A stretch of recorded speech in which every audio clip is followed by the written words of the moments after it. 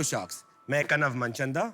मैं क्षितिज बजाज। और हम हैं डंडेरा टेक्नोलॉजीज प्राइवेट लिमिटेड, एक technology backed auto manufacturing company. पर हमारा असली बिजनेस है लोगों की जिंदगी बेहतर बनाना। हम अपनी जर्नी शुरू कर रहे हैं लास्ट माइल लॉजिस्टिक्स में एक नए डिस्ट्रप्शन के साथ, ऑटोआ। ये हमारा पहला प्रोटोटाइप 3 व्हीलर है जो स्पेशली इलेक्ट्रिक ड्राइव ट्रेन के लिए बनाया गया है। और हमारी एंटी टिल्ट टेक्नोलॉजी के साथ ये 3 व्हीलर इंडस्ट्री को हमेशा के लिए बदलने वाला है। इस गाड़ी में हमने ergonomics का खास ख्याल रखा है, और तो और इसकी चारों दिशाओं की रोड विजिबिलिटी सबसे बेहतर है। इसकी 165 किलोमीटर की रेंज और 1 टन की कैरिंग कैपेसिटी मार्केट में डबल है। हमें गर्व है कि हमने इस गाड़ी के साथ इस सेगमेंट में काफी प्रॉब्लम्स का समाधान कर दिया है, और पहले ही दिन से ड्राइवर्स इस गाड़ी के साथ 70% तक ज्यादा कमाई कर सकते हैं। और हमारी बनाई हुई डैनटेक पे आधारित बैटरी की वजह से ये गाड़ी जम्मू से लेकर कन्याकुमारी तक हर एक रोड कंडीशन पर एक समान परफॉर्मेंस दे सकती है। और इसकी सबसे खास बात ये है कि हम इस एक ही गाड़ी पर मॉड्यूलर सेटिंग बनाकर अलग अलग जगह इस्तेमाल कर सकते हैं। यानी ये एक गाड़ी लॉजिस्टिक, पैसेंजर, फूड ट्रक के लिए यूज हो सकती है। ये गाड़ी आपके बढ़ते बिजनेस के साथ हमेशा बदलती रहेगी और आपका साथ देगी। आज हम मांग कर रहे हैं 1 करोड़ रुपए की 1% इक्विटी के लिए। अभी मुझे सांस लेनी पड़ेगी। तो Kshitij Kanav, welcome to Shark Tank. Thank you. ये नाम आपने ऑटो से इंस्पायर होके वो जो भोजपुरी में अट्टुआ होता है वहीं से लिया है? हाँ, थोड़ा उसका था, प्लस थोड़ा वर्ड प्ले था। कोई और नाम करने से बेटर है, इजीली दिमाग में आता है ऑटोआ, सो मार्केट कनेक्शन बहुत इजी हो जाता है। Auto spelled backward. Correct. No, good name, good name. Thank you. बचपन से ही शुरू से ऑटोमोटिव का एक शौक था। कुछ भी मिलता था उसको तोड़ के बनाना शुरू कर देता था। 10+2 के बाद मैं ऑटोमोटिव डिजाइनिंग के कोर्स में चला गया। मैंने 4 साल तक वो करा, और उसके बाद से और 16 साल से मैं इसी इंडस्ट्री में हूँ। और आपका background sir? I have been a pure business background. आप लगते हो एकदम बिजनेसमैन पक्के। फैमिली बैकग्राउंड बिजनेस है। Father's been to business. पापा का मैन्युफैक्चरिंग ऑफ पीयू फोम का था। I started with that, did that for 2-3 years. देन मैं फिर उसके बाद हॉस्पिटैलिटी में गया। उसके बाद 3.5 साल से और तो हम डंडेरा में आ गए थे। और एक दूसरे के साथ कैसे तालमेल हुआ आप लोग? हम एक दूसरे को 25 साल से जानते हैं। हम स्कूल से दोस्त हैं। क्या इक्विटी स्ट्रक्चर वगैरह है और आपका क्या इन्वेस्टमेंट? हम दोनों ने अभी तक इसमें 70 लाख इन्वेस्ट किया था। शार्क टैंक पे आने से 10 दिन पहले हम एक और डील साइन करके आए थे, जहां हमने 49% हमारे पास है, 49% एक नई कंपनी के पास है गुड़गांव की, एंड 2% इंक्यूबेटर के पास है जिन्होंने हमें वहां उस कंपनी से मिलवाया था। जो नई कंपनी आ रही है उन्होंने 30 करोड़ का इन्फ्यूजन करना है, एंड हमारा लॉजिस्टिक व्हीकल का पहले 100 पीस का जो इन्वेस्टमेंट लगेगा वो सारा उस 30 करोड़ में से होगा। 49% दे दिया आपने शुरू में? 49% हमने एक्सपोनेंस को दिया। एक हम जानते हैं कि इतनी बड़ी इंडस्ट्री सेटअप करना, एक OEM सेटअप करना, आपको हेल्पिंग हैंड चाहिए रहते हैं। आप अकेले इतना बड़ा एम्पायर नहीं संभाल सकते हैं। क्या है बैकग्राउंड एक्सपोनेंस का, उनके बारे में बताइए, बिकॉज बड़ा स्टेक है उनका। एक्सपोनेंस एक उनका विजन ये है, जो फैमिली फार्म बिजनेसेस का रिसोर्सेज है और जो स्टार्टअप्स को जरूरत होती है उस कनेक्ट्स की, उन रिसोर्सेज की, उनमें एक लिंक प्रोवाइड करते हैं वो। या मेरे को एक बात बताओ कि तुम दोनों के पास इक्वल है आपस में? हाँ जी, हाँ जी। तो जो 49% वाला है वो तो तुमसे भी बड़ा हो गया ना इंडिविजुअली? जी जी। तो फिर उसको क्यों नहीं लेके आए? वो 10 दिन पहले ही आया था। क्या हो गया? मतलब फ्लाइट तो चलती है ना दिल्ली से बॉम्बे की। बट वो अकेला नहीं होगा। आधार कार्ड थोड़ा 10 दिन पहले बना उसका। एग्जैक्टली, उनके ग्रुप में 5 या 6 आदमी कोई है। तो होगा करता धरता। मेरे को हाँ है, बट अब उनको नहीं है। अगर कोई बड़ा फंड मैनेजर होता और आपको भारी रकम की जरूरत है, तब मैं समझ सकता हूँ 30 करोड़ ले लिए, आगे भी वो 100 करोड़ देगा। ये तो कोई मिडिल मैन है, आगे जब आपको फंडिंग की जरूरत पड़ेगी फिर वो चला जाएगा 10 लोगों के पास। तो ये तो बिल्कुल मतलब दीवार में क्रैश करने का काम हो गया आपका। अब आए क्यों हो फिर? To get into the passenger segment जो इंडिया का है, क्योंकि उसमें जो कॉन्टैक्ट बेस लगेगा, जो एक्सपर्टीज लगेगी टू एक्सपैंड क्विकली, उसके लिए आपकी जरूरत ज्यादा है। आपके ऑटो में ऐसी क्या यूनिक चीज है जो कोई और नहीं कर सकता या कोई बड़ा प्लेयर कॉपी नहीं कर सकता? ऐसा क्या है इसके अंदर? कॉपी तो सब कुछ होता है मार्केट में, ऐसा कुछ नहीं है जो मार्केट में कॉपी नहीं हो सकता। जो हमारी थिंकिंग है और जो हमारी फिलॉसफी है कि अगर आपको मार्केट से आगे रहना है, उसका एक ही तरीका है, कंटिन्यूअस इनोवेशन। आप आगे बढ़ते रहिए, रुकिए मत, उनको कैचअप खेलने दीजिए रादर देन आप कैचअप के लिए। एक्चुअली यहाँ मैं आपसे डिसएग्री करूंगी, क्योंकि मैं पुणे से हूँ और सबसे बड़े ऑटो प्लेयर्स स्पेशली बजाज तो पुणे से है, और उनकी R&D टीम इतनी स्ट्रांग है और उनके वहां से इतने इनोवेशंस, नए मॉडल्स आते हैं। Definitely, I mean ma'am. Global export करते हैं वो लोग 60% बिजनेस, तो ऐसे ही थोड़ी कोई नॉन इनोवेटिव प्रोडक्ट खरीदेगा। There is a difference between an entrepreneur and an R&D team. Definitely उनकी R&D बहुत बड़ी है एंड मैंने भी उनके साथ काम करा है। उनके कुछ इश्यूज हैं, लेगेसी इश्यूज हैं। उन्होंने ऑलरेडी इतना इन्वेस्टमेंट कर चुके हैं एक चीज में कि उनको टर्न करने में बहुत टाइम लगता है। जो डिसीजन हम लोग 2 महीने में लेते हैं वो डिसीजन उनको लेने में Very good answer. 8 महीने से 1 साल लगता है। एंड वहीं पे एक हमें एज मिल जाता है उनसे आगे निकलने का। अभी ये तो वक्त ही बताएगा कि वो लोग पिवट कर सकते हैं और कि नहीं। उम्मीद पे दुनिया कायम है। आप बताते रहिए बिजनेस के बारे में, हमें इंटरेस्ट है।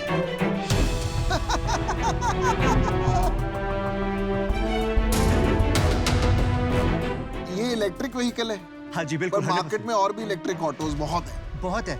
उस पॉइंट पे मैं बिल्ड करना चाहूंगा। पियाजो ने अपनी इलेक्ट्रिक व्हीकल लॉन्च कर दी है। उनके पूरे R&D के साथ भी उनकी गाड़ी 70 साल से वैसी है जैसी आज उन्होंने लॉन्च करी है, इवन इलेक्ट्रिक के साथ। इन गाड़ियों के साथ प्रॉब्लम क्या है? ज्यादातर गाड़ियां जो आ रही है वो रेट्रोफिट्स है। उन्होंने EV के लिए स्पेशली गाड़ी नहीं बनाई है, तो उसके साथ जो इश्यूज जो 70 साल से आ रहे हैं वो आगे कैरी फॉरवर्ड हो रहे हैं, जिसकी वजह से जो मेजर कंज्यूमर्स है लाइक फ्लिपकार्ट, अमेजोन, उन्होंने बोला कि हमारे पास ये गाड़ियाँ नहीं चलती। उनकी गाड़ी सिर्फ 80 किलोमीटर से 100 किलोमीटर चलती है, और ये सब जो इनएफिशिएंसीज है वो सारी कैरी फॉरवर्ड हो रही है लेगेसीज की वजह से। और उसी चेन को हमने ब्रेक करने के लिए इस गाड़ी को एकदम स्क्रैच से बनाया है। तो आपकी गाड़ी देख सकते हैं क्या अंदर? प्लीज सही आइए। है। मैं भी देखना चाहता हूँ। मैं भी देखना चाहता हूँ। ओ भाई साहब, थोड़े वो ये प्रोटोटाइप है तो थोड़े निकल कीज जाएंगे। कीज। हाँ क्या डिफरेंट, क्या आप ये बताइए इसमें। चालू है? मेजर डिफरेंस आप स्पेस देखेंगे। प्रोटोटाइप। हाँ जी, हैंड बिल्ड कंप्लीट। हमारा वॉल्यूम 20% हायर है from anything else in the market. दरवाजा बंद करने के बाद भी इसमें विजिबिलिटी बाकी ऑटो से बहुत बेटर है। क्यों खरीदेगा एक वो यूजर हम बैठ के इसको? पूछते हैं ना। I'll tell you. अच्छा, तो मैं अपना डिसीजन बताना चाहूंगी। जी।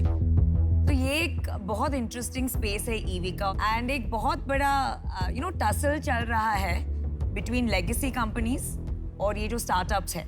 दे will be able to pivot, और वो लोग काफ़ी, ये जो लेगेसी कंपनीज है वो काफ़ी इस रेस में आगे आएंगी। तो मैंने तो उन पे बेट किया है, और उसके वजह से I am out, but I wish you the very best. Thank you so much. मैं इसमें काफी श्योर हूँ कि न्यू एज कंपनीज ही बदलेंगी, लेगेसी कंपनीज नहीं बदल पाएगी। क्यों I अनुपम? agree 100%। ये तो नियम है भाई, दुनिया का नियम है। जी। विद एवरी टेक्नोलॉजी चेंज नए प्लेयर्स आते हैं और डोमिनेट करते हैं। हमारा तो विश्वास है, टूट विश्वास। वक्त बताएगा। मैंने अपना डिसीजन बना लिया है। मुझे लगता है आप एक्साइटिंग कंपनी है, ब्रांडिंग भी अच्छा है, आपका एक्सपीरियंस बहुत बढ़िया है, पर मुझे लगता है जो आपका इक्विटी स्ट्रक्चर है उसमें प्रॉब्लम है। क्या ना, मल्टीपल होल्डर्स आ गए हैं इस कंपनी के अंदर, तो बहुत सारे डिसीजन मेकर, बहुत सारे इन्फ्लुएंसर्स हैं, वो वाला इशू है। अगर एक स्ट्रेटेजिक इन्वेस्टर ने 49 लिया होता तो मेरे को उससे कोई प्रॉब्लम नहीं थी। तो इन रीजन की वजह से मैं बाहर हूँ। मेरे को भी यही प्रॉब्लम है। मेरे को भी ना आपने जो 49 दिया ना, मेरे को लगता है कि अपने हाथ में कुछ नहीं बचा अब आपके। तो अगर मैं डील भी क्लोज कर दूं यहाँ पे, उसका भी मुझे नहीं लगता कोई फ्यूचर लग रहा है। तभी 2 शार्क्स बचे। तो यार देखो, काम ये इलेक्ट्रिक व्हीकल का तो अच्छा ही समझ रहे हैं सब इंडस्ट्री के। और यार आप लोग भारत में जो कमाल का आविष्कार हो रहा है, ये भी बहुत बड़ी बात है, बड़ा अच्छा लगा देख के। लेकिन यहाँ मेरे को लगता नहीं है वैल्यूएशन का हिसाब बैठेगा। और दूसरी बात क्या है ना, आपको क्या करना क्या है, एक बहुत बड़ा काम करना है। तो जब बड़ी इमारत बनाते हैं तो उसमें क्या चाहिए? सबसे पहले बेस। Very strong foundations. तो वो मुझे लग रहा है आपके थोड़े कमज़ोर हैं। जिस प्रकार से आपने काम शुरू किया, स्ट्रक्चर बनाया है, तो उस वजह से मैं आउट हूँ। लेकिन I wish you the best. Thank you so much. तो तुम्हारी एक्सपोनेंट्स जो है वो अंदर आ चुका है अब। हमारा टर्म शीट नहीं हुआ है, MOU साइंड है। MOU साइंड है ना? जी। चल मैं तेरे को ऑफर देता हूँ। 1 करोड़ रुपए फॉर 5%। विदिन 3 months मैं तेरे को 30 करोड़ रुपए भी दिला दूंगा। ठीक है? एक्सपोनेंट्स को बाहर कर। बट फिर वो 30 करोड़ का जो आप कह रहे हैं, एंड जो हमें ऑपरेशंस में हेल्प चाहिए रहेगा। यार ऑपरेशन तो मेरे को एक बात बता दे, कौन सा इन्वेस्टर को कागज पे कलम घिसने के सिवाय कुछ काम आता है? तो इन्वेस्टर की बस की थोड़ा ना होता है। तेरे को लग रहा है इन्वेस्टर लैंड ढूंढेगा, असेंबली लगाएगा, तेरे टायर सोर्स करेगा, लाइट सोर्स करेगा, कुछ नहीं करने वाला इन्वेस्टर। वो बोर्ड मीटिंग में आके तेरे को गाली सुनाएगा बस। तेरा MOU साइन हुआ है, ठीक है, प्रोटोटाइप पे ही है, क्यों गलती करने पे जा रहा है? एंड दूसरा मेरे को जो पर्सनली लगता है 30 करोड़ रुपए जब सामने पड़े होते हैं ना जी अच्छे ना नहीं कर पाते जी ठीक है, और आपकी तो पहली इन्वेस्टमेंट है जी तो सामने से 30 करोड़ रुपए चल के आएंगे तो आप भी बोलोगे यार ठीक है करते हैं। जी तो मेरे को लगता है आप कहीं पे वहां बह गए और आपने एक हेस्टी डिसीजन ले लिया। अगर आप उसको अनवाइंड रिवाइंड करने को तैयार है, मैं आप पे पंट लेने को तैयार हूँ। अगर आप लेने को तैयार है, मैं कहता हूँ आप 1 करोड़ जो दे रहे हैं आप लाइन ऑफ क्रेडिट पे दे दीजिए।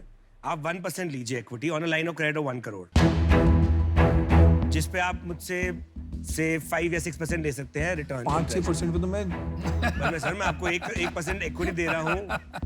चेकबुक ढूंढने भी नहीं जाता मैं 5-6% पे तो 12% तो मैं देता हूँ यार, तू क्या बातें कर रहा है? सर इक्विटी भी तो मिल रही है 1%। 1 करोड़ रुपए देता हूँ जी 1 लाख रुपीज एज इक्विटी जी और 99 lakhs एज डेट। जी 1 लाख पे आपको कुछ नहीं देना, वो जी। वापस भी नहीं देना। जी 99 लाख जो डेट है उस पे आपको 12% के हिसाब से सर्विस करना है और ओवर 5 years आपको अमोर्टाइज करके मेरे को पे बैक करना है। और 1 लाख के लिए वो 1 लाख 1% के लिए 1% इक्विटी। जी अच्छा ऑफर है भाई। हमें 2 मिनट मिल सकते हैं? हाँ बिल्कुल। Thank you.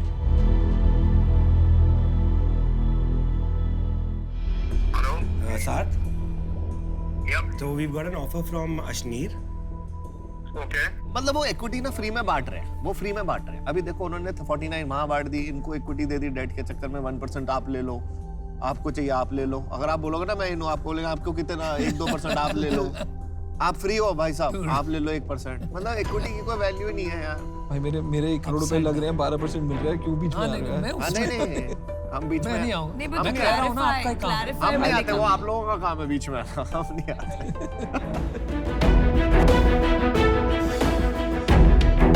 हाँ जी,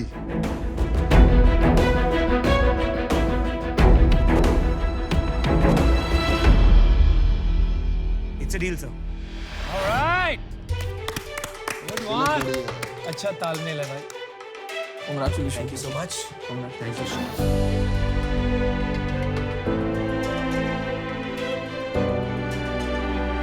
ये ऑटो तो हमारी हुई ना अभी, ये प्रोटोटाइप तो हमारे हो गए। रख सकते हैं हम और बना लेंगे।